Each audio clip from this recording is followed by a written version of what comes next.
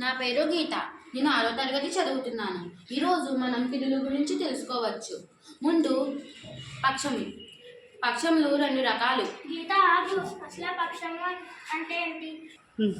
పక్షము అనగా నెలకు 15 రోజులు రవివర్మ.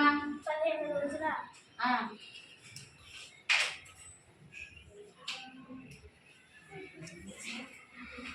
రవివర్మ చూడు. శుక్లపక్షము పాడ్యమి నుండి పౌర్ణమి వరకు శుక్లపక్షము, మరియు రెండోది కృష్ణపక్షము పాడ్యమి నుండి అమావాస్య వరకు కృష్ణపక్షము. చూడు రవివర్మ ఎలా మారుతుందో.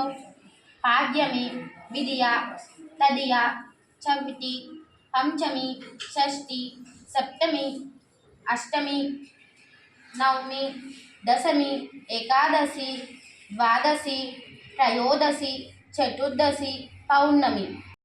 చూడు, పౌర్ణమి రోజు చంద్రుడు నిండుగా కనిపిస్తారు. ఇప్పుడు అర్థమైన రవివర్మ?